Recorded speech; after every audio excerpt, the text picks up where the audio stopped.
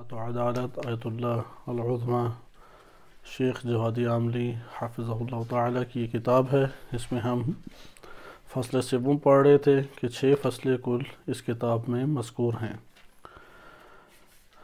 فصل سوم دلائل سے مربوط ہے کہ ولی فقی کی یا ولایت فقی اور ولایت فقی کے بعد ولی فقی کا نظریہ بنیادی اور اساسی نظریات میں سے ہے، اور اپنے طور پہ ایک بدیہی نظریہ ہے اگر کوئی انسان تعقل کرے، لیکن اس کے باوجود ادلہ وہ لے کے آئے۔ پہلے ان دلیلوں کو ذکر کیا جو خالص عقلی پیمانے پر ہیں، یعنی دلیل کی دونوں مقدمے وہ عقلی طور پر انہوں نے قائم کی اور نتیجہ لیا۔ اسے کہتے ہیں کہ دلیل عقلی محض۔ اس کے بعد نقلی محض کو ذکر کیا گیا یا ذکر کرنا چاہیے تھا، اور تیسرا عقل اور نقل سے مربوط یا عقل اور نقل سے دونوں سے مرکب دلیل۔ کتاب کے اندر دلیل عقلی محض اور دلیل تلفیقی جو کہ مرکب ہے عقل اور نقل سے، اس کو پہلے ذکر کیا گیا اور آخر میں نقلی محض کو ذکر کیا گیا۔ نقلی محض میں 19 روایات ذکر کی گئی تھیں، جن میں سے بعض صحیح سند ہیں تمام فقہا کی نظر میں، بعض جو ہیں وہ اختلاف مبانی رجال کے عنوان سے اختلاف سندی طور پہ پیدا ہو سکتا ہے، اور بعض تائید یا شواہد کے طور پہ مؤیدات اور شواہد کے طور پہ پیش کی گئی۔ سند سے ہم نے تفصیلی بحث کی، اور اس کے بعد ہم متن میں وارد ہوئے، اور متن روایات کو جب ہم نے ملاحظہ کیا تو اس میں انہوں نے کلی اور جامع 14 نکات ذکر کیے ہیں۔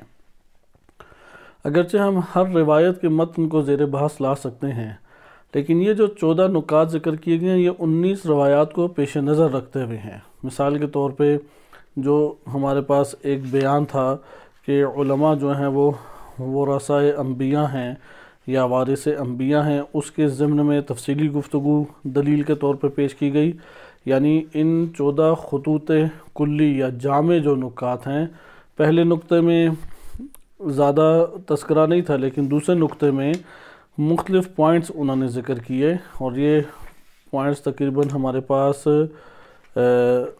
بن جاتے ہیں، یعنی 5 یا 7 یا 8 پوائنٹس بنتے ہیں، یہ 8 نکات بنتے ہیں۔ دوسرا جو جامع نقطہ ذکر کیا اس میں 8 نقطے بنتے ہیں۔ پھر تیسرا نقطہ ہے جامع اور کلی، چوتھا، اور ہم نے جس کو آخری درس میں مطالعہ کیا تھا وہ ظاہراً 8واں نقطہ تھا۔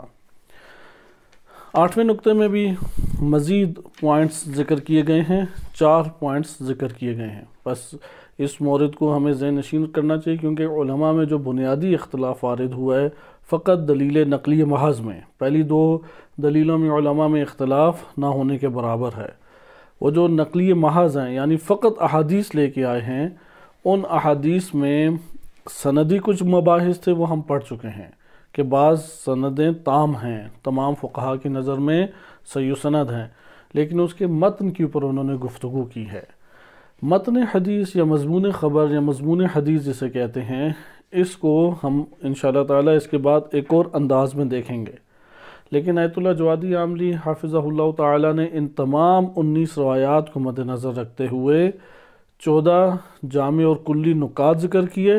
بعض نکات کے ضمن میں کچھ پوائنٹس ہیں، جیسے 2 نمبر کے ضمن میں 8 پوائنٹس ہیں، یا یہ جس طرح سے ابھی آپ کے سامنے 8واں نقطہ ہم نے پیش کیا، 8واں کلی جو ہمارے پاس مان ہے، اس میں تقریباً 4 نکات ہیں۔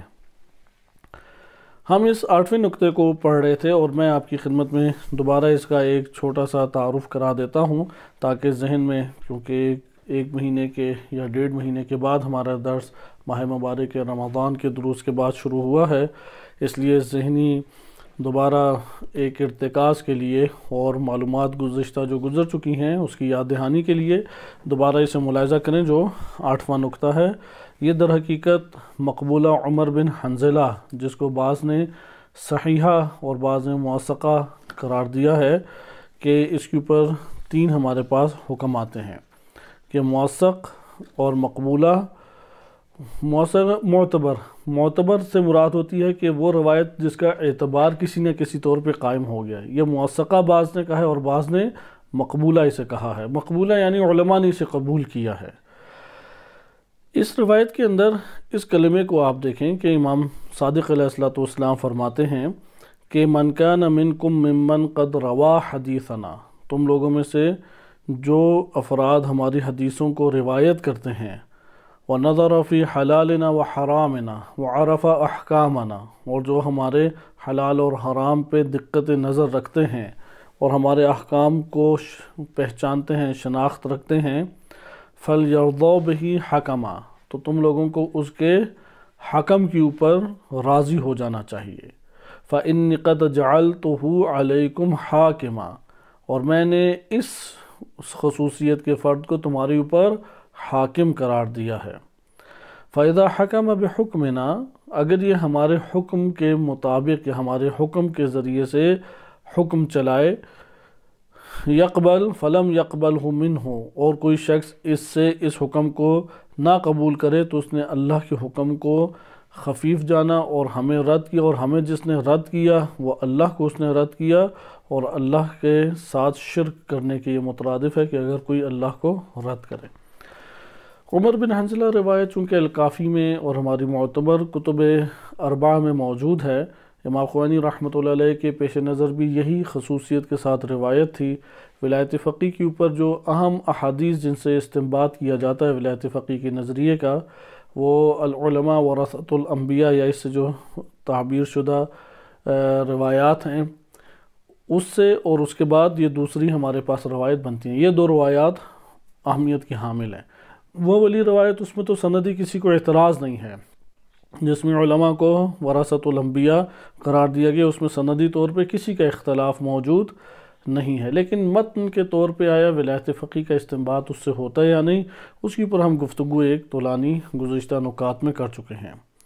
مقبولہ عمر بن حنظلہ سندی طور پہ بعض نے اعتراض کیا ہے، لیکن اکثر بیشتر فقہا کی نظر میں یہ قبول ہے، اسی لیے اسے مقبولہ کہتے ہیں۔ یعنی مشہور یا اکثریت علماء اس روایت کو سندی طور پہ کیا مانتے ہیں؟ قابل قبول مانتے ہیں، اور بعض نے موثق بھی اس کو قرار دیا۔ موثق یعنی معتبر ہے یہ۔ اب اس روایت کے اندر آپ کلمے دیکھیں، فَلْيَرْضَوْا بِهِ حَكَمًا، صفات تو آپ ملاحظہ کر چکے کہ صفات کیا ہونی چاہیے کہ اہل بیت علیہ السلام کے کلام پر عبور رکھتا ہو اور اسے نقل کرتا ہو۔ دوسری صفت یہ ہے کہ وہ حلال اور حرام ہمارے قوانین کے اوپر دقت نظر رکھتا ہو، صرف خالی سرسری معلومات نہیں، دقت نظر رکھتا ہو۔ اور تیسرا یہ ہے کہ ہمارے احکام سے واقف ہو، جانتا ہو۔ ان خصوصیات کا مالک امام علیہ السلام فرماتے ہیں کہ تمہارے اوپر میری طرف سے حاکم ہے، قد جعلتہ علیکم حاکما، حاکم ہے۔ اور اگر یہ ہمارے حکم کے ذریعے سے حکم چلائے یا بیان کرے اور کوئی اسے رد کر دے تو اس نے گویا کہ اللہ کو رد کیا، اور یہ حد شرک ہے۔ آپ نے اس جگہ پر ملاحظہ کیا کہ کلمہ حاکم استعمال ہوا ہے، لفظ حکم استعمال ہوا ہے۔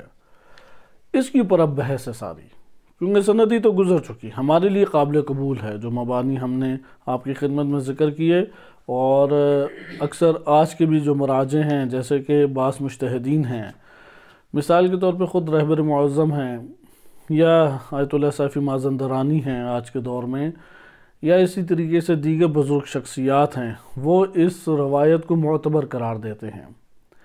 بس سندی طور پہ یہ ہمارے لیے ایک اعتبار پیدا کر لیتی ہے۔ بعض نے جو اعتراض کیا اس کا جائزہ انشاءاللہ تعالیٰ ان خطوط کے اختتام پہ ہم لیں گے، جیسے آیت اللہ خوئی رحمۃ اللہ علیہ ہیں، یا انہی کی اتباع میں ان کے شاگردان ہیں، یا بعض شخصیات حوزہ علمیہ نجف اور قم کی، کہ انہوں نے اس روایت کی سند کے اوپر اپنے مبانی رجالیہ کے طور پہ اعتراض کیا ہے۔ تو آگے انشاءاللہ تعالیٰ اسے ہم دیکھتے ہیں۔ بہرحال متن کی پر آئیں تو کلمہ حکم یا حاکم دو لفظ استعمال ہیں، اور بہت اہمیت کے حامل یہ الفاظ ہیں، حکم اور حاکم۔ قد جعلتہ علیکم حاکما، اس کو میں تمہارے اوپر کیا قرار دیتا ہوں؟ حاکم۔ اس کلمہ حاکم سے بعض نے قضاوت معنی مراد لیا ہے۔ وہ فقہا جو ولایت فقیہ مطلقہ کے قائل نہیں ہیں، ولایت خاصہ کے قائل ہیں، جیسا آیت اللہ خوئی رحمۃ اللہ علیہ یا آیت اللہ سیستانی حفظہ اللہ تعالی یا اس طرح کی بعض شخصیات، وہ اس جگہ پر حاکم سے مراد کیا لیتے ہیں؟ قاضی۔ یہاں پہ آیت اللہ جوادی عاملی حفظہ اللہ تعالی اپنی تحقیق پیش کرتے ہوئے ذکر کرتے ہیں کلمہ حکم، حکومت، حکمت، حاکم، محکمہ، محاکمہ، یہ کلمہ قاضی کے معنی میں فقط کبھی بھی استعمال نہیں ہو، یعنی پہلا اس کا جو معنی ہے وہ قاضی کے معنی میں نہیں ہے، کیونکہ کلمہ قاضی خود اپنے کلمات قاف ضا یا کلمہ اپنے طور پہ واضح کلمہ ہے کہ جو اس کے حروف اصلی ہیں، لیکن یہاں پہ ہا، کاف اور میم یہ حروف اصلی، اس لیے دونوں کے ریشے ہی مختلف ہیں، کس طرح سے یہ ایک ہو سکتے ہیں؟ اس لیے انہوں نے ذکر کیا لغت کی طرح کا اگر آپ دیکھیں تو حکم، حکومت، محکمہ، محاکمہ، اس طرح کے اس کے دیگر مشتقات ہیں، اہل لغت نے قضاوت اس میں ذکر نہیں کیا۔ کیا ذکر کیا ہے؟ اتقام، محکم پن، من کرنا، من ہو جانا، رک جانا، یہ والے معنی ہیں۔ اصل یہی معنی ہے کہ منع ہو جانا یا اس طرح کے دیگر۔ پھر اس کے بعد آگے اگر ہم قاضی کی طرف لے کے جائیں، چونکہ قاضی ظلم و ستم سے منع کر دیتا ہے، اس وجہ سے اس کو یہ کلمہ کہا جا سکتا ہے کہ اس نے حکم کیا یا اس نے مثال کے طور پر فیصلہ کیا۔ منع کا کلمہ، منع کرنا یا من کا کلمہ، یہ اس کا اصل لغوی معنی ہے اکثر اہل لغت کی نظر میں۔ آپ تحقیق کر سکتے ہیں کہ موجود المقاصد سے لغہ دیکھیں یا اسی طرح سے دیگر اہم کتب آپ دیکھیں یا فقہا کی کتب کی طرف بھی رجوع کریں جو عرب فقہا ہیں، جیسے صاحب جواہر چونکہ شیخ محمد حسن نجفی رحمۃ اللہ علیہ چونکہ عرب فقی تھے، اس لیے انہوں نے کلمہ حکم کا ترجمہ قاضی نہیں کیا، لیکن جو عجمی بالخصوص فقہا ہیں اور انہوں نے اس طور پہ دقت نظر جس طرح سے ان فقہا نے کیا، عرب فقہا نے کیا، یا آیت اللہ جوادی عاملی یا اس طرح کی سطح کے افراد جو لغت کی گہرائیوں میں جانے والے ہیں، انہوں نے حکم سے قاضی مراد نہیں لیا، یعنی اس کو بند نہیں کیا۔ وہ کہتے ہیں ایک مصداق قاضی بنتا ہے، ایسا نہیں ہے کہ قاضی مصداق ہی نہیں بنتا، لیکن قاضی معنی کے اعتبار سے کیونکہ ایک لازمہ اس کے اندر پایا جاتا ہے اس لیے منطبق ہوتا ہے، نہ کہ اصل معنی حکم کا یا حاکم کا قاضی ہے۔ حاکم کا اصل معنی قاضی نہیں ہے، قضا کرنا، فیصلہ کرنا نہیں ہے۔ حکم جو ہے وہ ہے من کرنا یا منع ہو جانا، چونکہ قاضی ظلم و ستم سے منع کرتا ہے اس لیے قاضی کو کیا کہہ دیا جاتا ہے؟ یہ حاکم ہے۔ حتیٰ کہ جو حاکم اصلی ہے، یعنی پورے معاشرے کی جو بھاگ دوڑ سنبھالتا ہے اور اس کی تدبیر کرتا ہے، اس کو بھی کیوں حاکم کہا جاتا ہے؟ کیونکہ وہ ظلم و ستم اور شرور اور دیگر جو منفی چیزیں ہیں معاشرے کو ضرر رساں چیزوں سے بچاتا ہے، اس لیے اسے بھی کیا کہہ دیا جاتا ہے؟ حاکم۔ تو یہ ہمارے پاس ایک تحلیلی گفتگو کی کتاب العین ہے، اس کی طرف آپ رجوع کریں، کتاب النہایہ ابن اثیر جزری کی ہے، اس کی طرف رجوع کریں، وہاں پہ آپ کو اختصاص نہیں ملے گا کہ یہ کلمہ مختص ہے قاضی کے ساتھ، لہٰذا اس کا اصل معنی جلوگیری یعنی حدود سے تجاوز کرنے سے بچانا، منع کرنا، یہ اس کے اصلی معنی ہے۔ اب اس اصلی معنی یہ منطبق ہوتا ہے قاضی پر بھی، یہ منطبق ہوتا ہے حاکم وقت جو اسے ہم حکمران کہتے ہیں اس پر بھی، یہ منطبق ہوتا ہے مثلاً کسی اور فرد کے اوپر بھی۔ تو یہاں پہ آیت اللہ جوادی عاملی حفظہ اللہ تعالی وہ یہ استنباط کرتے ہیں لغت کی اس تحقیق سے کہ جو امام علیہ السلام فرما رہے ہیں کہ فَلْيَرْضَوْا بِهِ حَكَمًا فَإِنِّي وَقَدْ جَعَلْتُهُ عَلَيْكُمْ حَاكِمًا، ادھر حکم اور حاکم یہ محدود نہیں قضاوت پہ کیا جا سکتا، کیونکہ اصل بحث یہی ہے ان تمام روایات کے متون میں۔ یہ بزرگان اس سے یہ استفادہ کرتے ہیں کہ بعض کہتے ہیں کہ ان میں سے کسی کے اوپر بھی اس کی دلالت نہیں ہو رہی، یعنی مقبولہ عمر بن حنظلہ کی دلالت ہے لیکن وہ سندی اعتراض کرنے والے اس طریقے سے ان 19 روایات پہ آتے ہیں۔ یہ تقریباً 70 کے قریب روایتیں بنتی ہیں اگر آپ ساری جوڑیں، لیکن اہم یہی 19 ہیں۔ اگر آپ ملازمات کے ذریعے سے لے کے آئیں، شواہد اور معیدات دیگر بھی اکٹھے کریں تو آج آ کے یہ 40-50 یا اس طرح سے اوپر کچھ 70 کے قریب یہ روایتیں پہنچ جاتی ہیں۔ آیت اللہ جوادی عاملی نے خصوصی طور پہ 19 روایتوں کا انتخاب کیا ہے اس کی اہمیت کی وجہ سے، لہٰذا ان میں بھی آپ نے دیکھا کہ یہ جو عمر بن حنظلہ کی مقبولہ ہے، اس کے اندر سندی بحث کے بعد جو متن کے اوپر مضمون خبر پہ آئیں تو کلمہ حکم کے اوپر بحث ہے۔ وہ فقہا کہ جو فقط کہتے ہیں کہ ولایت فقیہ سے مراد فتویٰ دینا اور قضاوت کرنا ہے، فقط یہ دو چیزیں ہیں، وہ ادھر حکم کو کس میں محدود کرتے ہیں؟ قضاوت میں فقط۔ اس کے اوپر اعتراض کیا، اور اعتراض قوی بھی ہے آیت اللہ جوادی عاملی حفظہ اللہ تعالیٰ کا، کہ یہ کلمہ قضاوت، یہ قاضی، یہ ایک عمومی کلمہ ہے، اور فقط قاضی کے ساتھ یا قضاوت کے ساتھ مختص کلمہ نہیں ہے۔ پھر صاحب جواہر کا انہوں نے حوالہ دیا۔ اس کے ساتھ ساتھ ایک اور چیز جو انہوں نے اس میں تصریح کی ہے، وہ یہ ہے کہ یہ امام علیہ السلام کی طرف سے منسوب کرنا ادھر کہلائے گا، کیونکہ امام فرما رہے ہیں قَدْ جَعَلْتُهُ عَلَيْكُمْ حَاكِمًا، میں تمہارے اوپر اس کو حاکم قرار دیتا ہوں۔ ادھر ایک اور دلچسپ چیز بھی ہے، کیونکہ ہمارے ہاں بعض اوقات دین کا مطالعہ کیا جاتا ہے، حتیٰ فقہی احکام میں بھی ابواب کا مطالعہ کیا جاتا ہے ایک دوسرے سے ربط دیے بغیر۔ دین کو اگر ایک دین کے حصے کو دوسرے دین کے حصے سے آپ مربوط کر کے نہ ملاحظہ کریں تو اس جگہ پہ دین ہمارے لیے ناقص صورت میں عیاں ہوگا، کبھی بھی کامل صورت اس کی ہم نہیں جان سکیں گے۔ مثلا آپ اخلاقیات کو عقائد اور علم فقہ سے کاٹ کے پڑھیں، علم فقہ کو عقائد اور مثلا اخلاقیات، علم اخلاق سے آپ کاٹ کے ملاحظہ کریں، آپ کے پاس ناقص صورت دین کی آئے گی۔ بالکل اسی طرح آپ اپنے جسم میں سر کو اپنے جسم سے ہٹا کے فقط ملاحظہ کریں، آپ ایک انگلی کو پورے ہاتھ سے ہٹا کے صرف انگلی کو، یا ناک کو پورے چہرے سے ہٹا کے ملاحظہ کریں، آپ کو ایک بھدا پن دکھائی دے گا۔ لیکن ان اعضاء کو تمام اطراف اور جسم کے تناسب کے ساتھ ملاحظہ کریں تو آپ دیکھیں گے کہ ایک خوبصورت ترین تصویر سامنے ہمارے آ جاتی ہے۔ یہ بھی اسی طرح آج کل تو یہ والا مسئلہ سمجھنا آسان ہے، بعض اوقات دھڑ کسی کا ہوتا ہے، سر کسی کا ہوتا ہے، فوراً پہچانا جاتا ہے یا نہیں، اور ایک بھدی صورت اس کی سامنے آتی ہے۔ اسی طرح آپ دین کے اجزاء کو ایک مرکب صورت میں نہیں دیکھیں گے تو دین ہمارے پاس ناقص صورت میں آئے گا۔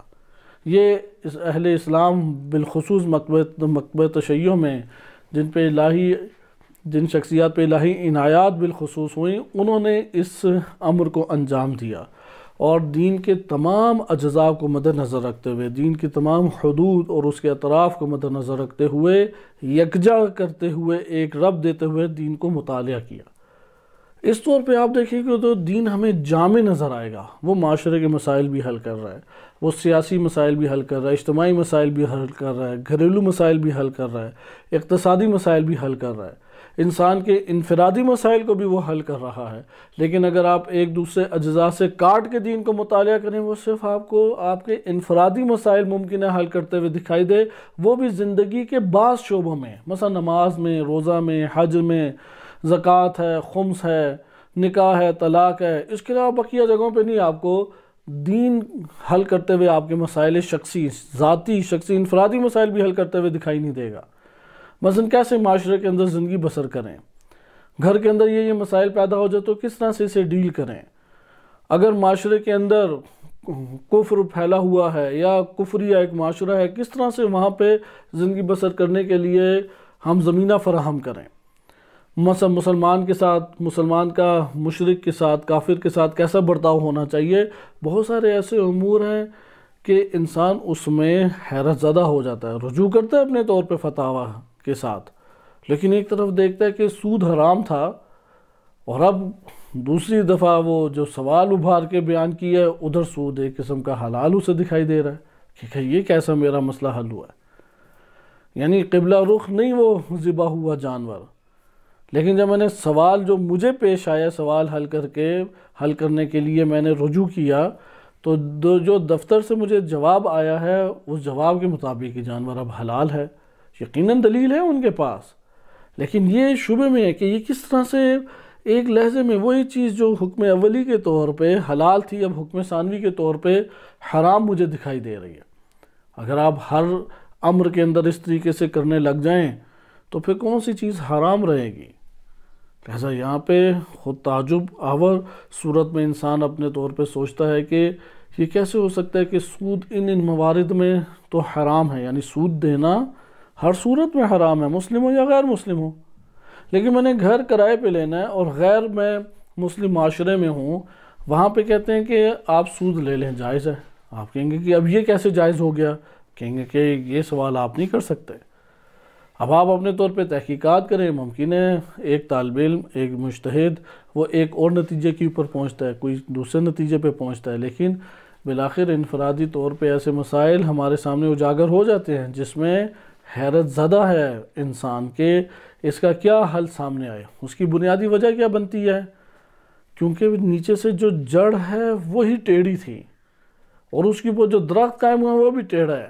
اب آپ اس کو سیدھا مختلف سہاروں سے کرنا چاہ رہے ہیں، وہ تو فوراً سیدھا نہیں ہوگا، وہ ٹیڑھا پن کہیں نہ کہیں تو دکھائی دے گا ہی دے گا۔ بس وہ کہیں گے سود آپ دیں انہیں، لیکن آپ ہبہ کی نیت کر لیں، ہدیہ کی نیت کر لیں۔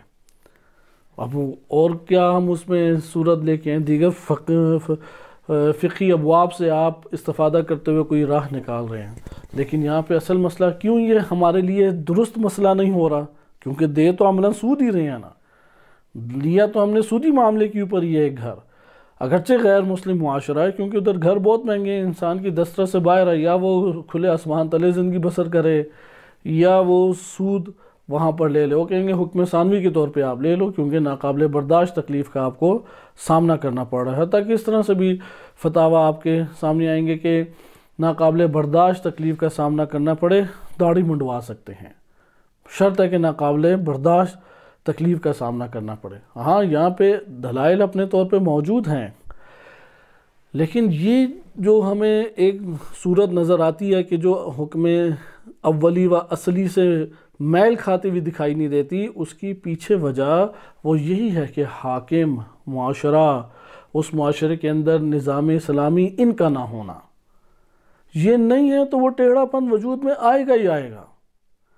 اس لیے اس حکمت کو سمجھنا چاہیے کہ دین نے امامت کو کیوں اس قدر شدت کے ساتھ ابھارا ہے، کیونکہ آپ دین کی صحیح عمارت نہیں کھڑی کر پائیں گے، صحیح وہ درخت اپنے جڑوں کے اوپر قائم نہیں ہو پائے گا۔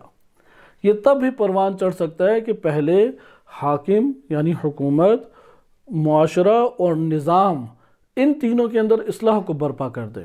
اب جب نظام ہی درست ہے تو اس میں آپ ٹیڑھی چیز بھی لائیں گے، اس نظام کے اندر نظام اسے پہلے درست کرے گا، اپنے اندر ایڈجسٹ کرے گا، یعنی اسلام کے اندر جا کے ایک چیز ایڈجسٹ ہوگی، نہ کہ اس وقت باطل کے اندر جا کے اسلام کو کسی طریقے سے ایڈجسٹ کیا، یعنی بینکاری تھی اب اسے اسلامی بینکاری بنائیں، جمہوریت تھی اب اسے اسلامی جمہوریت بنائے آپ، اسی طریقے سے غربی تعلیمی نظام تھا اب آپ اسے مکس اسلامی غربی تعلیمی نظام کی صورت دے دیں، نظاموں کے مکسچر بنائیں گے تو وہ اسی طرح سے ٹیڑھا پن رہے گا۔ اس لیے ذہنی طور پہ یا تبلیغی طور پہ ہمارے لیے لازم ہے کہ ابھاریں کہ صحیح چیز یا صحیح سرزمین کے اوپر پودا اگے، اسے ہمارے سامنے آیات روایات نہیں پیش کی ہے۔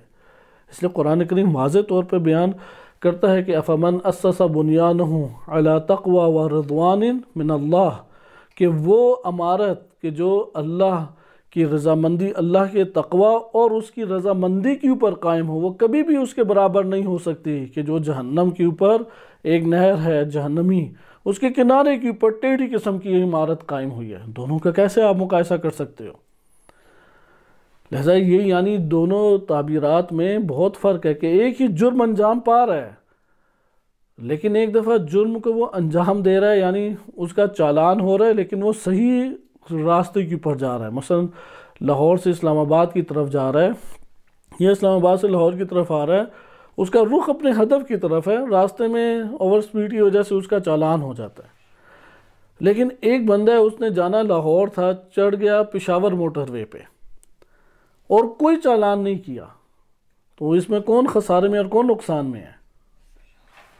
وہ جو راہ حق کے اوپر بھی اوور سپیڈ کر کے چالان بھر چکا ہے، وہ اس کی نسبت کم خسارے میں ہے، اور اس نے بالکل کوئی چالان نہیں کیا لیکن غلط راہ کے اوپر سیدھا جاتا جا رہا ہے۔ اس نے اگرچہ کوئی چالان نہیں کیا لیکن راہ کے اوپر ہی وہ غلط چل رہا ہے، تو وہ جتنا آگے چلے گا اتنا اصل ہدف سے دور ہو جائے گا۔ لہذا یہی صورت ہے کہ اگر نظام اسلامی افکار اور بنیادوں پہ کھڑا نہ ہو تو یہ نتیجہ نکلے گا۔ امام خمینی رحمۃ اللہ علیہ وہ شخصیت ہیں جنہیں اللہ سبحانہ وتعالیٰ کی طرف سے خصوصی عنایات شامل حال ہوئیں، اور یہ توفیق عنایت ہوئی کہ وہ آیات و ائمہ اہل بیت علیہم السلام سے ملنے والے افکار و نظریات کی اساس کے اوپر حکومت کے اور سیاست کی دنیا میں حقیقی اسلامی نظریہ سیاست کو پیش کر سکے، حقیقی اسلامی نظریہ حکومت کو پیش کر سکے، اور ولایت فقیہ در حقیقت اسی امامت اور اسی حکومت الہی و حقیقی اسلام میں جو نظریہ سیاست ہے اس کا بہترین ایک ہمارے پاس نمونہ ہے، بہترین اور جامع نمونہ ہے افکار اور نظریات کے باب میں۔ اس کی بنیاد آپ کو جمہوریت کے اندر نہیں دکھائی دے گی، اس کی بنیاد آپ کو ڈیموکریسی کے علاوہ جو دیگر ہیں، ڈکٹیٹرشپ ہے، فیشزم ہے، سوشلزم ہے، کمیونزم ہے، ان میں سے کسی سے بھی استفادہ نہیں کیا، حتیٰ کہ یہ کلمات خود رہبر معظم اور امام خمینی رحمۃ اللہ علیہ کے ہیں کہ کلمہ جمہوریت جو ادھر بولا جاتا ہے وہ کلمہ جمہوریت انہوں نے غرب سے نہیں لیا، اگرچہ یہ کلمہ بعض مفکرین ہیں جیسے آیت اللہ مصباح یزدی رحمۃ اللہ علیہ کہ وہ قائل تھے کہ یہ بھی نہ ہوتا تو بہتر تھا، ان کی شدید طور پہ یہ تاکید تھی یا ان کا موقف تھا، لیکن ایک فرد کا موقف تو تنہا نہیں چل سکتا، لیکن ان کا اپنا ذاتی موقف تھا کہ اسلامی جمہوریہ نام نہ پڑے، لیکن بقیہ کا موقف تھا کہ اسلامی جمہوریہ، ہم جمہوریہ سے جو معنی لے رہے ہیں مقبولیت کا، اس میں کوئی عیب اور حرج نہیں ہے، بے معنی مقبولیت ایک لے رہے ہیں، اس لیے یہ قطعاً و قطعاً غربی جمہوریت نہیں ہے، غربی جمہوریت کا عکس نہیں ہے۔ غربی جمہوریت کے تمام خد و خال وہ باطل اساس کے اوپر قائم ہیں، مثلا لوگوں کی، یعنی آپ دنیا میں سابقہ بھی کئی ایسے حکومتیں گزری ہیں، حاکم گزرے ہیں، آج کے دور میں بھی صدام ہے، ہٹلر ہے، شاہ ہے، اور اس طرح کے بدترین حاکم گزرے ہیں، جیسے پاکستان میں بہت سارے ایسے جرنیل گزرے ہیں۔ کیا ان میں کوئی ایسا نقطہ آپ نہیں لا سکتے کہ جو اسلام کے مطابق ہو؟ تو آپ کئی نکات لے کے آ جائیں گے، آپ کہیں گے تم جامع طور پہ دیکھو، اس کی اساس ایک مخلوق باطل فکر کے اوپر ہے، کچھ حق اگر لے لیا اور بقیہ 70-80% باطل ملا دیا، اس سے حق نہیں بن جاتا کہ تم وہ 20-30% حق کے اوپر نگاہ رکھو اور اس حق میں نگاہ رکھتے ہوئے 70-80% سارے کے سارے باطل کو بھی لے لو، اس سے یہ نہیں کیا جا سکتا۔ اسی طریقے سے جب اسلامی جمہوریہ کہا جاتا ہے اور غربی جمہوریت، جو پاکستان کے اندر اسلامی جمہوریہ یعنی ایران اور اسلامی جمہوریہ ایران، اسلامی جمہوریہ پاکستان، اسلامی جمہوریہ کے عنوان میں زمین آسمان کا دونوں میں فرق ہے، دونوں ایک نہیں ہے اسلامی جمہوریہ۔ یہاں پہ اسلامی جمہوریہ جب کہا جاتا ہے اس سے مراد ولایت فقیہ کا نظام و ولی فقیہ ہے، جو نیابت امام زمان عجل اللہ تعالی فرجہ شریف میں اپنے وظائف اور ذمہ داریوں کو نبھا رہا ہے، جو اس کے اوپر عائد ہوتی ہیں اس کے کندھوں پہ۔ جبکہ ہمارے ہاں جب اسلامی جمہوریہ کا لیا جاتا ہے تو وہ یہی ہے کہ غرب کا پورا جمہوری سسٹم لے لو اور اس میں 73 کا آئین شامل کر کے اقتدار اعلیٰ اللہ تعالیٰ کے پاس اور 2-3 شکے ڈال کے آپ نے اسے اسلامی کر لیا۔ لہذا ان دونوں میں فرق ہے، کیونکہ غربی ڈیموکریسی کی اساس اگر اس میں ایک نقطہ مقبولیت کے اعتبار سے ولایت فقیہ میں ہمیں نظر آ جائے تو ایک نہیں اسے قرار دیا جا سکتا، یعنی 70-80% باطل کو باطل کہیں اور کہیں کہ اس کے اندر حق کی وہ جو قلیل آمیزش ہے، وہ قلیل آمیزش اس کو حق کی راہ کے اوپر گامزن نہیں کر سکتی، یا اس کے اوپر حق کا عنوان لاگو نہیں ہو سکتا۔ اس طور پہ تو آپ دنیا میں کسی کو بھی برا نہیں کہہ سکیں گے، حتیٰ کہ آپ آج بنو امیہ کے حکمرانوں کی طرف، جیسے کہ آج ہمارے یہاں عمران خان کے لیے وہ بہت سارے فضائل لے کے آ جاتے ہیں، بنو امیہ کی حکومت میں تو اس سے کئی گنا بڑے فضائل آپ ایجاد کر کے دے دیں گے۔ انہوں نے غربت کو ختم کیا، خوب یورپ کو، اگر آج عمران خان یورپ جیسی سٹیٹ بنا دے پاکستان کو تو اس کی تعریف کریں گے یا نہیں کریں گے؟ تو معاویہ بن ابی سفیان نے یہی تو کیا تھا، شیعہ سنی دونوں متفق ہیں اس بات پہ۔ قیس و کسرا اس دور کی سب سے جدید ترین سپر پاور ریاستیں تھیں یا نہیں؟ قیس و کسرا کے طور طریقے کس نے عالم اسلام میں رائج کیے؟ معاویہ بن ابی سفیان نے رائج کیے۔ یہ جو طریقے رائج کرنے سے کیا مراد ہے؟ یعنی ویسی ہی سٹیٹ بنا دی جیسے اس دور میں سٹیٹیں تھیں، بادشاہ ہوگا، دربار ہوگا، درباریوں کا خاص لباس ہوگا اور دیگر طور طریقے اسی طرح کے ہوں گے شاہانہ، وہ سارے کے سارے عالم اسلام میں لے کے آ گئے۔ مذہبی جو اختلافات ہیں انہیں فرقہ واریت اور تعصب کے دائرے سے باہر نکال کے اپنے حلقوں کے درمیان میں بند کر دیا۔ جس نے نیک بننا ہے وہ بیت اللہ کی زیارتیں کرے، زیارت مسجد نبوی کرے اور نیک حلقے میں رہے، جو برے ہیں وہ برے حلقوں میں رہے، کوئی ایک دوسرے کو نہ چھیڑے۔ یہی ہمیں سب سے اچھا لگتا ہے نظریہ، یہ بنو امیہ کا نظریہ تھا۔ بنو امیہ کی آپ ریاست کا مطالعہ کریں، بنو امیہ اسی چیز کا نام ہے، بنی عباس بھی اسی چیز کا نام ہے۔ بعد میں کچھ اختلافات، بنو عباس کے بعض بادشاہ اہل علم نکلے، جیسے مامون تھا، انہوں نے بعض نظریات کو قبول کر کے اپنے مخالف نظریے کو شدت سے دبایا، وہ ایک الگ چیز ہے۔ لیکن اگر آپ اوورال ترقی کے اعتبار سے جائزہ لیں، فقر کے دور کرنے کے اعتبار سے جائزہ لیں، سائنسی ایجادات کے اعتبار سے جائزہ لیں، تفسیر ہے، فقہ ہے، کلام ہے، حدیث ہے، اس کی نشر و اشاعت اور ان شعبہ جات کی ترقی کے اعتبار سے جائزہ لیں، سب سے نمایاں آپ کو یہی حکومتیں نظر آئیں گی۔ لہذا آپ نے ملاحظہ کیا کہ صرف ان ڈھانچوں کے اندر کسی ایک چیز کو سمو دینا اور اسے اسلامی لیبل لگا دینا، یعنی اندر سے وہ پورا ہو شیطان اور اس کو ٹوپی وغیرہ پہنا کے بہترین لباس پہنا کے سامنے لے آئیں، اس سے اسلامی نہیں بن جاتا، اس سے اس کا استحالہ نہیں ہو جائے گا شیطان کا کہ اب یہ مثلا کتے سے نمک بن گیا تو چلو حلال ہو گیا۔ اس لیے یہ والا فرق رہے گا کہ اصل بنیادوں کے اوپر اسے پھلنا پھولنا چاہیے، اصل افکار پہ پھلنا پھولنا چاہیے۔ جب اسلامی جمہوریہ ایران کہیں اور اسلامی جمہوریہ پاکستان کہیں، دونوں کے اندر اسلامی جمہوریہ ایک معنی میں نہیں ہے۔ مکتب تشیع کی نگاہ میں ایک صورت کے اندر یہ نام نہیں ہے۔ جب ایران میں اسلامی جمہوریہ کہا جاتا ہے تو یہاں پہ ولایت فقیہ و ولی فقیہ کا نظام ہے، جو نیابت امام زمان عجل اللہ تعالی فرجہ الشریف کی صورت میں ہے۔ پاکستان میں حد اقل اس نام میں، اس صورت میں اسلامی جمہوریہ نہیں ہے۔ نمبر 2، یہاں پہ نبی صلی اللہ علیہ وسلم کے جانشین، ایران کے اندر اسلامی جمہوریہ ہے، نبی صلی اللہ علیہ وسلم کے جانشین امام زمان عجل اللہ تعالی فرجہ الشریف کی طرف سے بالواسطہ منسوب ہونے کی صورت میں حاکم ہے، جس کی اطاعت امت کے اوپر لازم بنتی آیات و روایات کے مطابق۔ لیکن یہاں پہ جو پاکستان میں جب اسلامی جمہوریہ ہمارے پاس کہا جاتا ہے، اہل سنت اہل تشیع دونوں کی نگاہ میں نبی صلی اللہ علیہ وسلم کی جانشینی کا کوئی بھی ربط اور تعلق نہیں پایا جاتا، خالص عوامی مقبولیت کے اوپر ہے۔ بے شک جیل میں اس کی ایک طویل عمر گزری اور زرداری کی طرح وہ ہمارے اوپر آ کے حاکم بن جاتا ہے۔ جنہوں نے بالکل کچھ پڑھا لکھا نہیں ہے، جیسے یہ شریف بدماش حکمران بیٹھے ہوئے ہمارے پاس، کہ جتنے شریف ہیں پاکستان میں حاکموں میں، سارے چوٹی کے دنیا کے بڑے بدماشوں میں نام آتا ہے، جیسے راحیل شریف، کہ پوری دنیا کے بدماشوں کی انہوں نے ایک فوج بنائی سعودیہ میں، اور اس فوج کا ہیڈ جو ہے ہمارا سابقہ چیف آف آرمی سٹاف انہوں نے بنا دی، اور وہ بھی ایک اشارے کے پر جا کے ان کا ہیڈ بن گیا۔ دہشت گردوں کے سرپرستی جو ہے اگر سعودیہ کرے اور ان دہشت گردوں کا ہیڈ اور آفیسر اور کرنیل جرنیل پورا ہمارا چیف آف آرمی سٹاف سابقہ بن جائے، کوئی اعتراض اس کے اوپر نہیں کرتا۔ آخر داعش پہ اعتراض کرتے ہیں تو ان دہشت گردوں پہ کیوں نہیں اعتراض کرتے؟ لہذا یہ بات ہمارے سامنے آئی کہ یہ مقبولیت ہمارے ہاں نہیں ہے۔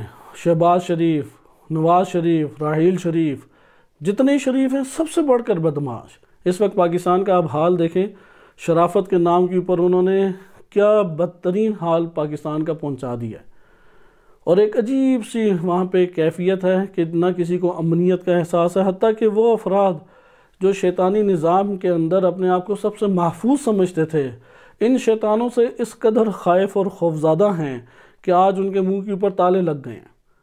بڑے بڑے وہ ملین مارچ کیا کرتے تھے، اب ان کے منہ سے الفاظ ہی صحیح طرح سے ادا نہیں ہو رہے، اتنا گھبرا گئے۔ 2-4 قتل ہوئے تو اس کے بعد ان کے بڑی آزادیوں کے مارچ جو ہیں وہ ختم ہو کے رہ گئے، یعنی پیچھے کوئی جڑ ہی نہیں ہے کہ وہ آگے بڑھ سکے۔ لیکن آپ نے ملاحظہ کیا کہ اسلامی جمہوریہ پاکستان، جب ادھر اسلامی جمہوریہ کہا جائے، وہاں پہ اہل سنت کی خلافت کی صورت میں کوئی ربط نہیں ہے نبی صلی اللہ علیہ وسلم کی، کیونکہ مسلمانوں میں 2 ہی سلسلے بنیادی طور پہ چلے جانشینی رسول صلی اللہ علیہ وسلم کے طور پہ۔ ایک کا نام نظام خلافت ہے کہ جس میں اہل سنت قائل ہیں کہ حضرت ابوبکر ہیں کہ وہ عوامی مقبولیت کی اساس کے اوپر پہلے حکمران بن گئے، اس کے بعد وصیت کے طور پہ حضرت عمر بن گئے، اور پھر امت نے اجماع کیا، ان کے اوپر متفق ہوئی، اور تیسرا شورا کی اساس کے اوپر حضرت عثمان بن گئے۔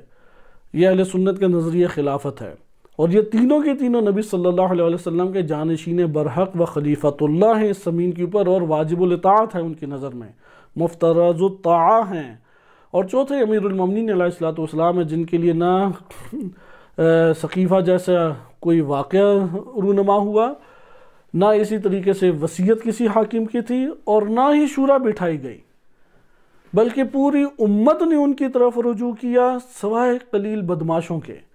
ان کے علاوہ سب کی سب امت ان کی امامت کے اوپر متفق ہوئی، اور اس طرح امیر المومنین علیہ الصلوۃ والسلام برسر اقتدار آ گئے۔ وہ خلافت کو انہی حصوں میں پھر قبول سمجھتے ہیں کہ اگر سقیفہ جیسا اہل حل و عقد مجمع بیٹھے اور وہ کسی کو خلیفہ بنا دے، وہ خلیفہ اور جانشین رسول کا ٹائٹل رکھتا ہے۔ دوسرا ہے کہ وصیت کرے حاکم، مثلا ادھر آ جاتا بالفرض پاکستان میں ملا عمر، کہ ہمارے ہی جو ایجنسی ادارے ہیں ان کے ہیڈ نے پہلے بنائے، اور بنانے کے بعد جب وہ ہماری ہی طرف توپیں چلنے لگ گئیں، یعنی ایک جانور انہوں نے چھوڑا دوسروں پہ، وہ جانور اپنوں ہی کو پھر کھانے لگ گیا، تو اب انہوں نے پھر ان کا صفایا کیا۔ بالفرض اگر وہ ہو جاتا ہمارے ہاں اوپر پاکستان کے آ جاتا، تو وہ اسے کیا ٹائٹل دیتے؟ امیر المومنین کا ٹائٹل دیتے، نبی صلی اللہ علیہ وسلم کے جانشین ہونے کا ٹائٹل دیتے، خلیفۃ اللہ کا ٹائٹل دیتے، واجب الطاعہ اسے قرار دے دیتے۔ کیوں؟ کیونکہ وہ لشکر کشی کر کے اور اہل جماعت اہل حل و عقد ان کے مشورے کے تحت ان کے اتفاق سے اوپر آیا۔ اسے وہ اجماع کا نام بھی دیتے ہیں، اجماع اہل حل و عقد، نہ کہ پورے معاشرے کا اجماع۔ تیسرا ہے شورا کے ذریعے سے، شورا بیٹھے جماعت جو سربراہان ہیں امت کے، اور وہ ایک کو چن لیں اور سب متفق ہوں اس کے اوپر۔ چوتھا کیا ہے؟ پوری امت کسی کے اوپر جمع ہو جائے سوائے قلیل کے، جیسا کہ امام علی علیہ السلام کے ساتھ ہو۔ وہ کہتے ہیں کہ یہ سارے خلیفۃ اللہ اگر ان ذرائع کے ذریعے سے کوئی حاکم آ جائے، پاکستان میں آیا، یہ کوئی ہمارے آئین میں شقیں موجود ہیں؟ ایک بھی شق موجود نہیں ہے۔ پاکستان میں جب اسلامی جمہوریہ پاکستان کہا جائے تو وہ اس کو قبول کرتا ہے نظریہ خلافت اس راہ سے، وہ قبول نہیں کرتا اس راہ سے۔ اس لیے واضح فرق ہے اسلامی جمہوریہ ایران میں اسلامی جمہوریہ کا کلمہ، اسلامی جمہوریہ پاکستان میں اسلامی جمہوریہ کے کلمہ۔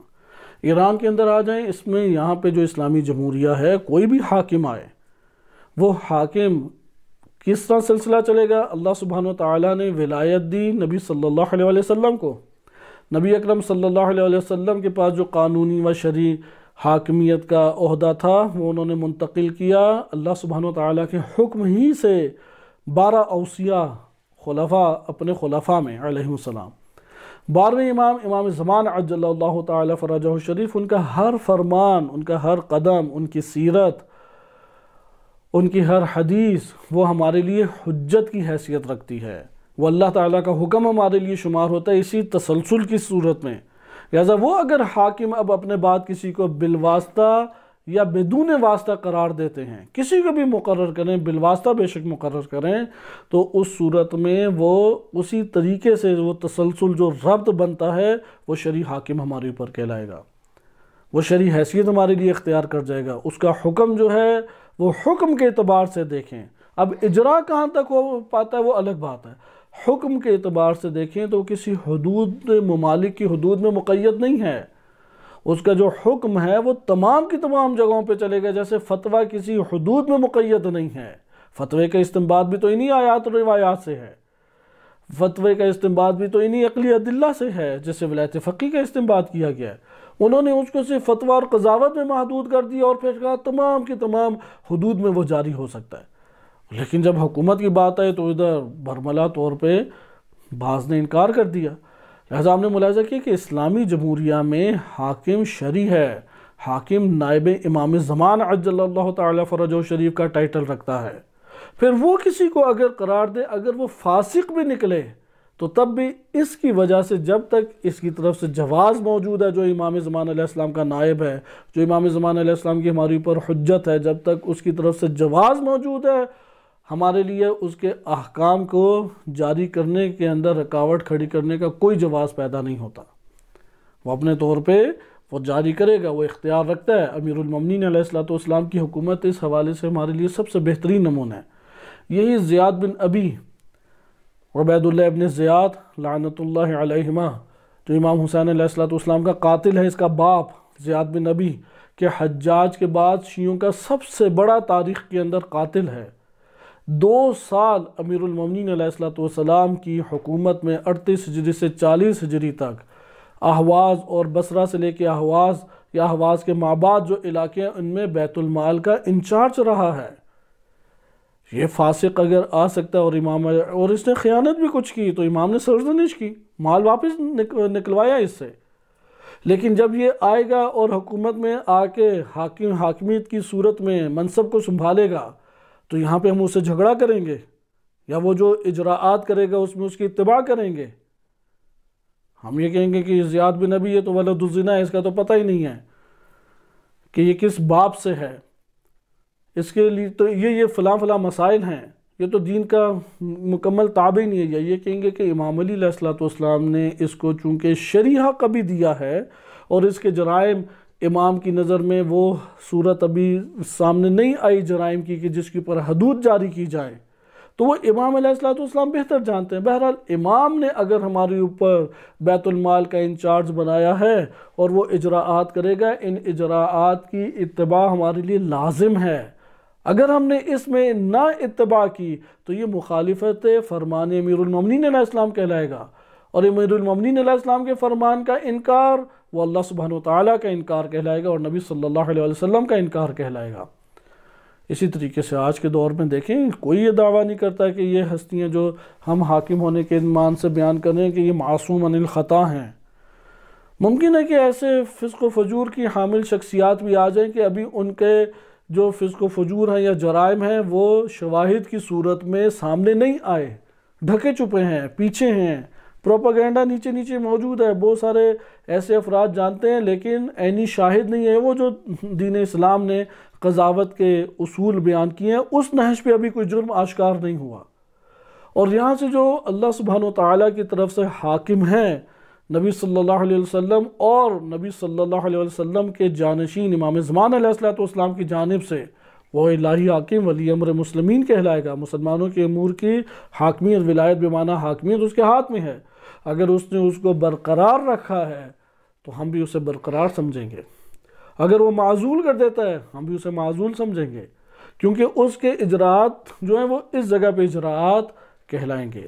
اور ایسے کئی ہمارے پاس شواہد ہیں، جیسے امام علی علیہ السلام تحکیم کے موقع پہ جو جنگ صفین کا موقع ہے، رائے امام علیہ السلام کی یہ تھی کہ جنگ ہونی چاہیے، کوئی حکم نہیں ہے۔ حکم یعنی فیصلہ انہوں نے یہ کیا کہ شام والے معاویہ کو برسر اقتدار جو بیٹھا ہے دعوی دار ہے اسے ہٹا دیں اقتدار سے، اور امیر المومنین علیہ السلام کے افراد امام علی علیہ السلام کو حکومت سے ہٹا دیں اور حکومت مسلمانوں کے ہاتھ میں آ جائے، اور گزشتہ 3 خلفاء کی نہج کے اوپر اب امت فیصلہ کر لے۔ امام کی رائے تھی کہ یہ طریقہ کار قبول نہیں ہے، اور اگر حکم بھی بٹھایا جائے تو یہ چال چلیں گے، اس لیے مالک اشتر کو تم منتخب کرو۔ انہوں نے کہا کہ مالک تو آپ کا بندہ ہے، یہ تو انصاف نہیں کرے گا، اس لیے امام علی علیہ السلام کے اوپر اس قدر فشار ڈالا گیا کہ ان کی رائے کو اور ان کے معین بندے کو تبدیل کرنا پڑا خود امیر المومنین علیہ السلام کو، اور پھر جو جاری کیا وہ ابو موسیٰ اشعری کو انہوں نے بھیجا۔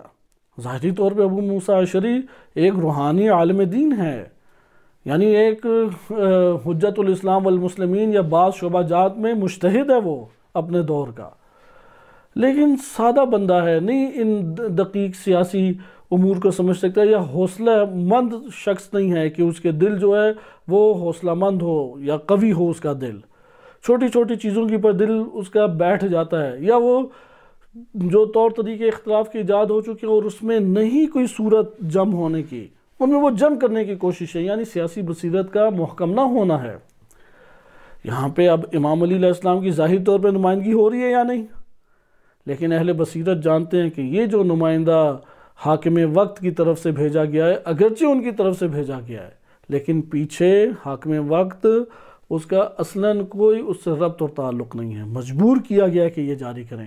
آج بھی ایران کے اندر یہ کام ہے، لہذا جو امام زمان علیہ السلام کی طرف سے بالواسطہ ہمارے اوپر حاکم شر معین کیا ہے امامت نے، جسے ولی امر مسلمین کہا جاتا ہے، رہبر معظم سید علی خامنائی حافظہ اللہ تعالی، اگر وہ کسی ایسے موقع پہ، جیسے یہ تحکیمی فیصلہ ابھی توافق کی صورت میں گزشتہ حکومت نے کیا، رہبر معظم اس میں راضی نہیں ہیں لیکن بھیجنا پڑا، ان دونوں جہات کو مد نظر رکھنا ضروری ہے سیاسی اعتبار سے۔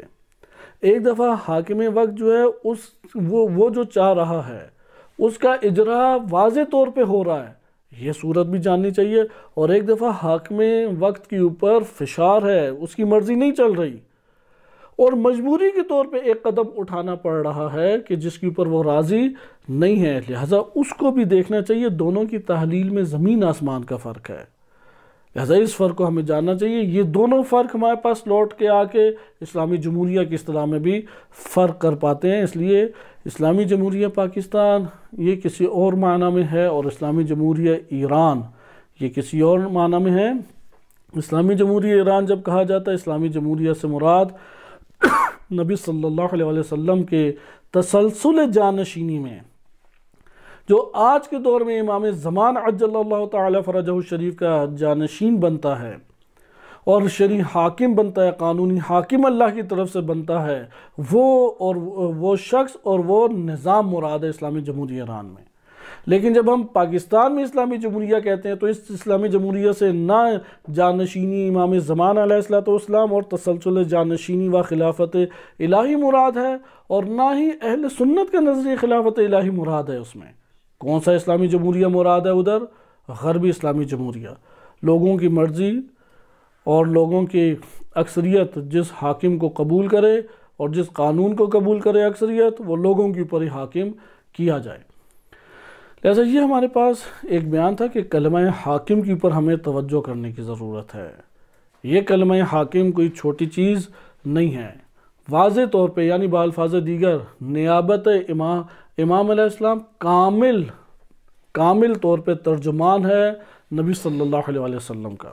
یہ ہمارے گزشتہ درس کا خلاصہ بھی آپ کے سامنے آ جاتا ہے کہ اللہ سبحانہ وتعالیٰ نے جو زمین کے اوپر خلقت کو آباد کیا تو اس خلقت کی رہنمائی اور اس کی اصل ہدف کی طرف نشوونما کے لیے نظام ہدایت کو وجود دیا۔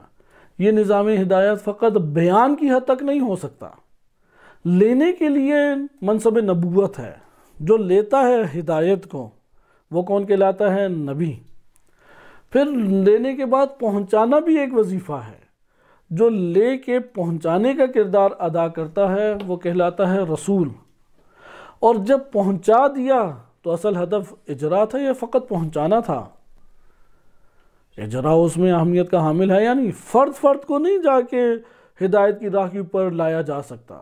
یہ قرآن کریم نے واضح کہا وَلَسْتَ عَلَيْهِمْ بِمُسَيْطِرٍ، آپ ان کے اوپر مسلط نہیں کیے گئے، صحیح ہے، یا آپ ان کے محافظ نہیں ہیں کہ سارے کے سارے حتماً دین کے اوپر ہی چلیں گے، صحیح۔ اگر اللہ تعالیٰ چاہتا، قرآن میں تکرار کے ساتھ یہ آیا 4-5 دفعہ سے اوپر آیا تکرار کے ساتھ، چاہتا تو سارے ہدایت پا سکتے تھے، آپ اس قدر کیوں غم اٹھاتے ہیں؟ صحیح، آپ نے غم لے کے اپنے دل کو یا اپنے اوپر ایک اثر لے لیا ہے، یہ اثر نہ لیں، کیونکہ سارے کے سارے ہدایت نہیں پائیں گے۔ دین اسلام معاشرے اور حکومت کی اساس کے اوپر رہنمائی کرتے ہوئے اکثریت معاشرے کو اللہ کی راہ کے اوپر گامزن کرنا چاہتا ہے، ورنہ فرد کبھی بھی نہیں آ سکے گا۔ اس لیے یہ آیات تا قیامت کے لیے امام زمان عجل اللہ تعالی فرجہ الشریف کی جب حکومت اسلامی ہوگی تو اس حکومت اسلامی کے قیام کے بعد اکثریت عدل و انصاف پر آ جائے گی، کما ملیا ظلم و جورا، جیسے ظلم و جور کی اکثریت تھی تو قلیل سا تھا عدل و انصاف، قلیل جگہوں کی پر قائم تھا، اسی طریقے سے برعکس ہو جائے گا، اکثر عدل و انصاف اور ظلم دب کے رہ جائے گا۔ ختم ہوگا یا نہیں اختلاف ہے۔ ایک بڑے ہمارے پاس جو طبقہ علماء ہے وہ قائل ہے کہ 100% تو نہیں ختم ہوگا، واحلہ تو آزمائش ختم ہوگی اس دنیا میں، تا قیامت جاری رہے گا، لیکن حدود جاری ہوں گی، عدل و انصاف غلبہ پائے گا اور ظلم و ستم جو ہے وہ دب کے رہ جائے گا، عدل و انصاف غالب آ جائے گا۔ جب یہ بات ہمارے سامنے آئی تو ہمیں یہ معلوم ہوا اصل حکومت کے ذریعے سے اجرا کے لیے اللہ تعالیٰ نے یہ شریعت کو نازل کیا۔ اس لیے دین 3 چیزوں میں بند ہے: افکار کا مجموعہ، نمبر 2 احکام کا مجموعہ، نمبر 3 اخلاق کا مجموعہ۔ احکام اور اخلاق جس سرزمین کے اوپر قائم ہے وہ جڑے کون ہیں؟ عقائد، افکار، یہ جو افکار، آئیڈیالوجی، نظریات ہے، اس اساس کے اوپر احکام اور اخلاق قائم ہے۔ جو اس اساس کے اوپر احکام اور اخلاق کو لے لے یہ دیندار ہے۔ جو جدا جدا طور پہ لے لے، افکار کسی اور دنیا کے ہیں، کچھ احکام سے اٹھا لیا، کچھ اخلاق سے اٹھا لیا، اسے دین اسلام دیندار نہیں کہتا، بے شک معاشرہ دیندار کہتا رہے۔ دیندار وہ ہے کہ جو افکار کی اساس کے اوپر احکام شریعت کو اختیار کرے، جو عقائدی نظریات کی اساس کے اوپر اخلاق کو اپنے لیے آراستہ کر کے اختیار کرے۔ وَإِلَّا غرب میں کیا اخلاقیات ان میں موجود نہیں ہیں؟ بعض موجود ہیں، بعض نہیں موجود۔ اسلامی معاشرہ بھی اسی طرح، بعض موجود ہیں، بعض نہیں موجود۔ ترتیب ٹھیک ہے اسلامی معاشرے میں، وہ عقائد اور افکار اسلامی کی اساس کے اوپر اخلاق کو لینا چاہتے ہیں، فقط انسانیت کے دوش کے اوپر نہیں، یعنی فقط معاشرے کے دوش کے اوپر نہیں۔ انسانیت سے مراد معاشرہ، وإلا اصل انسانیت کی ترجمان دین اسلام ہی ہے۔ لہذا خلاصہ کلام آپ نے ملاحظہ کیا، ایک دفعہ اللہ سے لینا ہے وحی کو، اس کے لیے منصب نبوت چاہیے۔ ایک دفعہ جو لیا ہے اس کو ابلاغ کرنا لازم ہے، اس کے لیے منصب رسالت چاہیے۔ اور ایک دفعہ جو نشر رسول نے کر دیا ہے اور سینوں میں منتقل کر دیا ہے، اس کا اجرا چاہیے، اس کے لیے امامت کی ضرورت ہے۔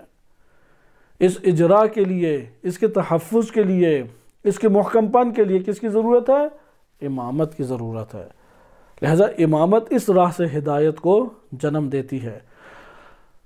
اب ہم امامت کے باب سے آئیں۔ نبی صلی اللہ علیہ وسلم کے ساتھ نبوت کا خاتمہ ہو گیا اور رسالت کا خاتمہ بھی ہو گیا، یعنی نبی اکرم صلی اللہ علیہ وسلم نے جو دین اخذ کیا تھا وہ سب کا سب امت میں منتقل کیا، سب افراد کو تو منتقل ہوا، لیکن مخصوص افراد تک شیعہ سنی دونوں قائل ہیں متفقہ طور پر منتقل ہوا۔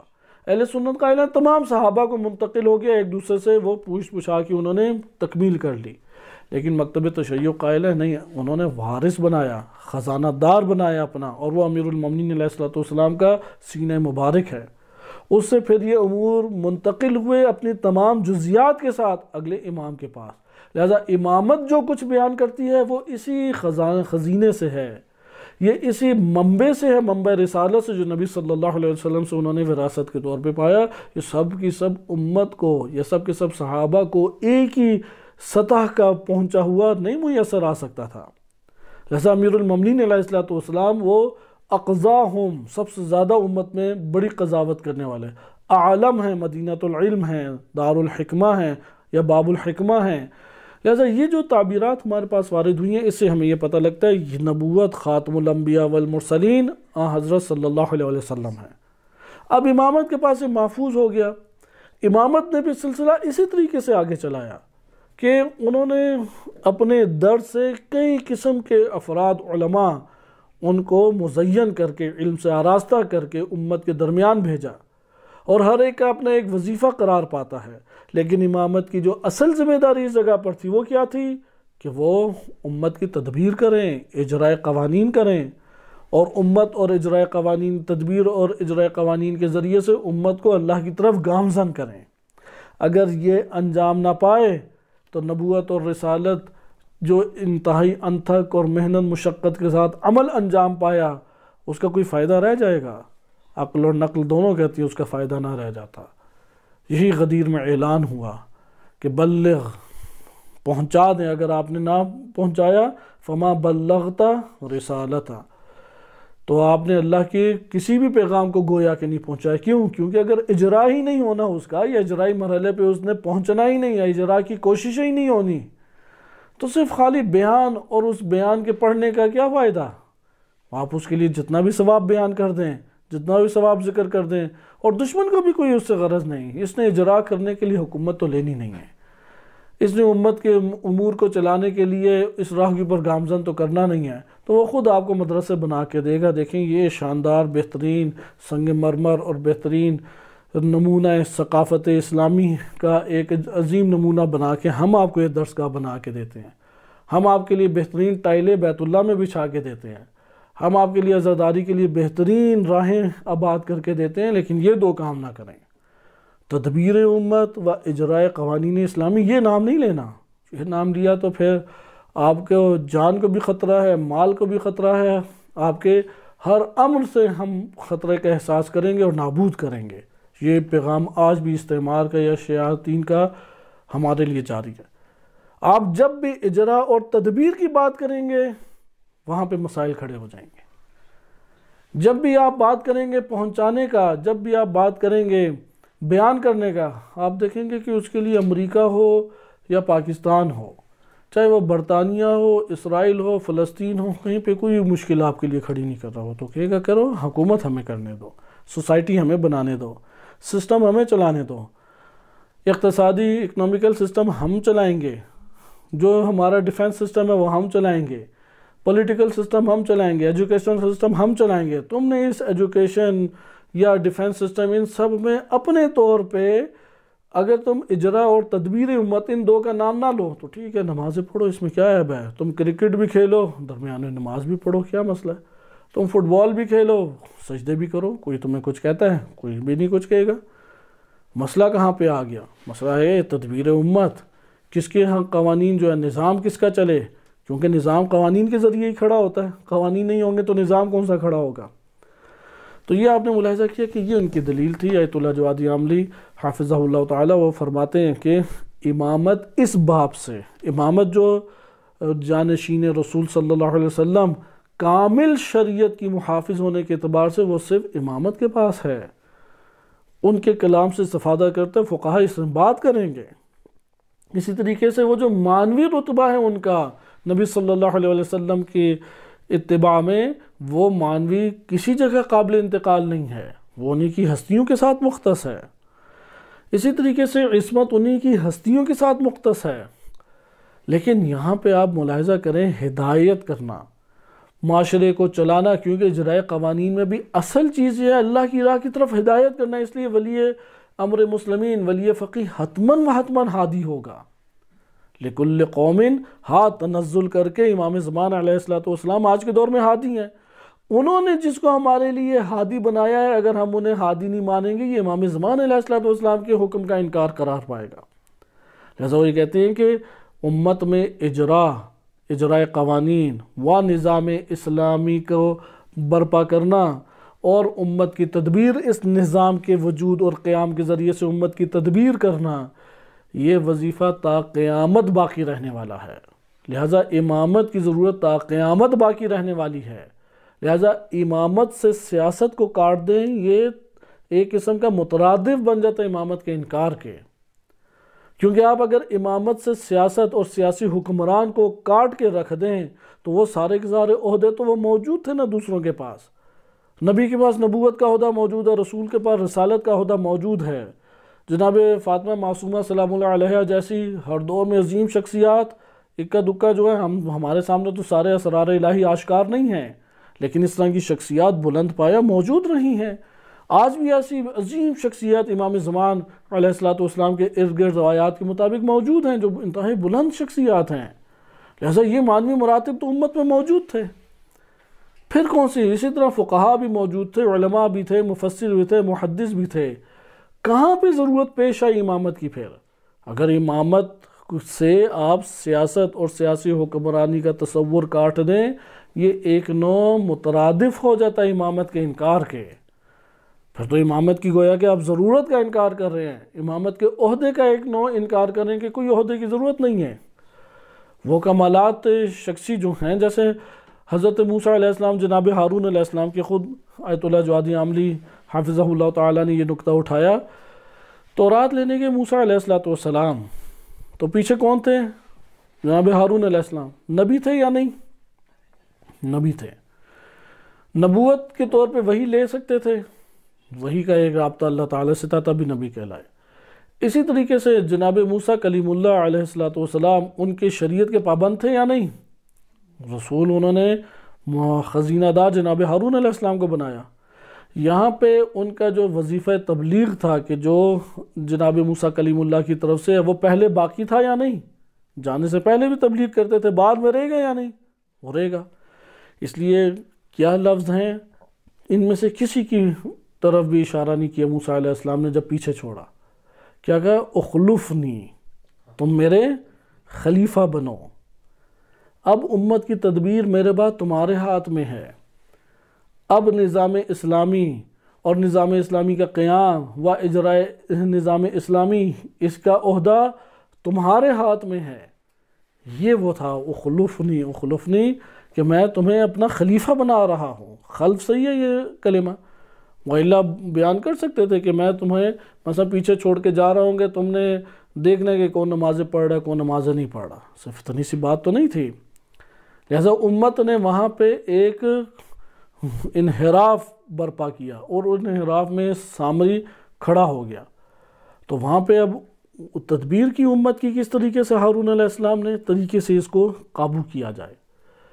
تو یہاں پہ جو مسائل پیدا ہوتے ہیں، کیونکہ اصل جب بھی حاکم جاتا ہے تو جو پیچھے فاسد عناصر ہوتے ہیں جو اسی شیطانی سلسلے سے وابستہ ہوتے ہیں اور حاکمیت کو اپنے قبضہ قدرت میں لینا چاہتے ہیں، وہ پورے حوصلہ مندی کے ساتھ میدان میں آ جاتے ہیں۔ یہ ہمیشہ ہر دور میں ہوتا ہے۔ مثلا امام خمینی رحمۃ اللہ علیہ جب اس دنیا سے رخصت ہوئے تو استعمار نے بھرپور کوشش کی۔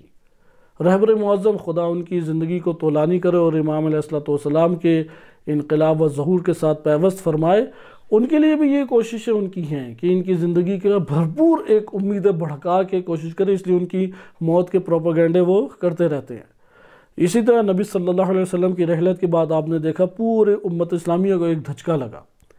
لہذا یہ حضرت موسیٰ علیہ السلام کے جانے کے بعد ایک سخت دھچکا لگا اور یہ عناصر ابھر آئے۔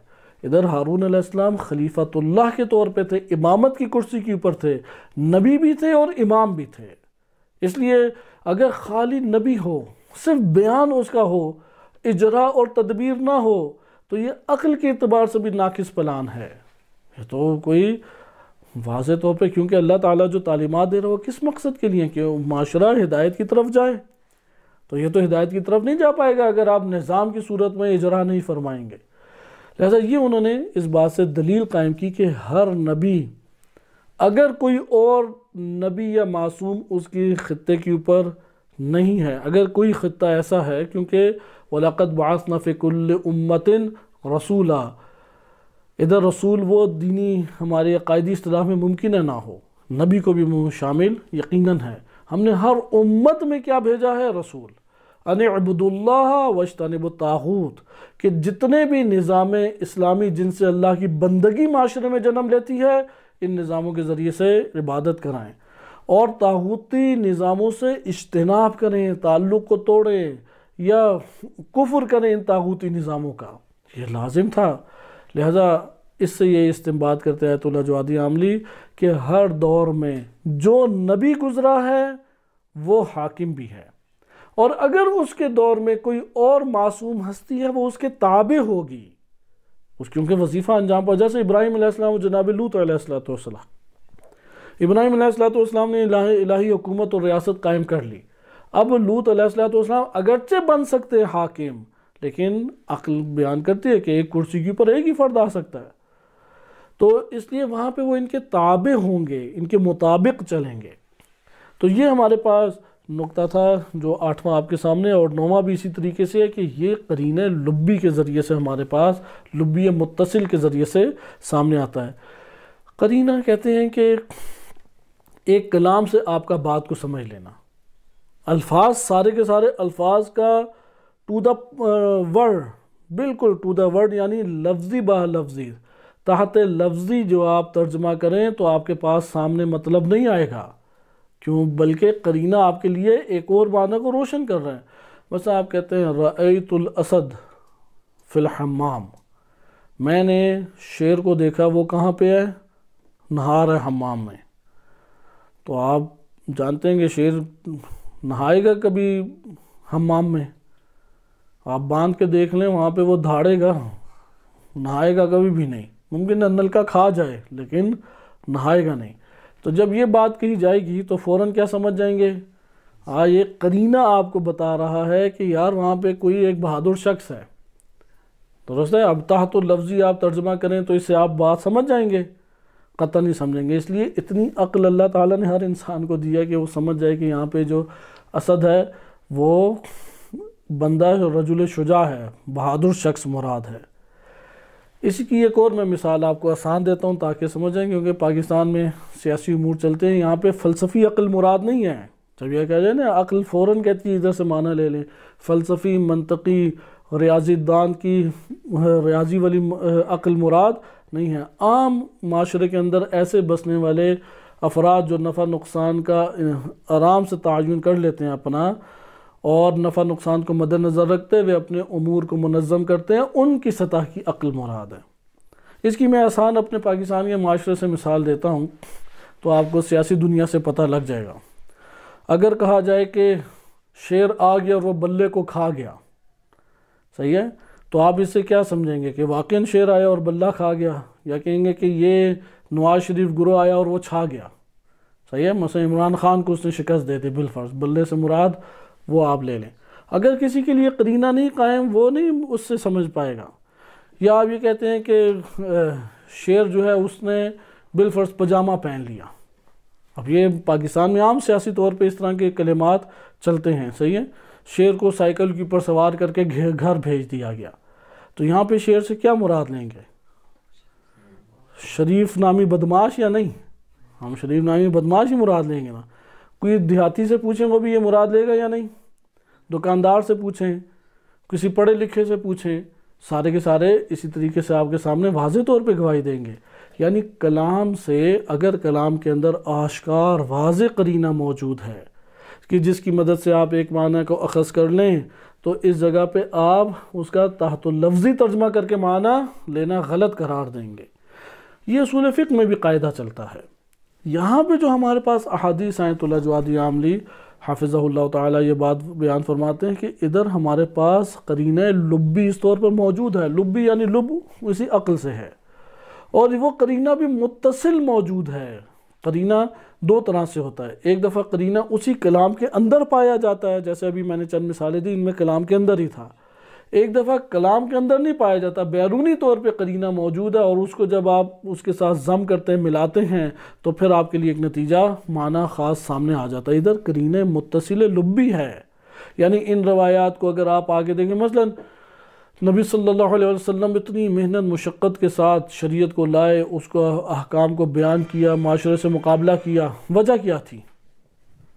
وجہ یہ ہے کہ ابو جہل ہی کا حکم چلے معاشرے کے اندر، لیکن آپ پڑھیں وہ کہ جو رسول صلی اللہ علیہ وسلم لائے ہیں، آپ عملی زندگی میں اختیار اسے کریں، لیکن اقرار زبان سے نبی صلی اللہ علیہ وسلم کے احکام کو کریں۔ کیا اس لیے رسول اللہ نے بیان کیا ہے؟ اس لیے نبی صلی اللہ علیہ وسلم نے حدود و تعزیرات کے ابواب کو بیان کیا ہے، یا اسی طریقے سے تجارت کے احکام کو بیان کیا ہے کہ اس کے مطابق معاشرے میں تجارت ہو، اس کے مطابق معاشرہ چلے، اس لیے انہوں نے بیان کی ہے۔ یہ بات عقل آشکار کرتی ہے یا نہیں؟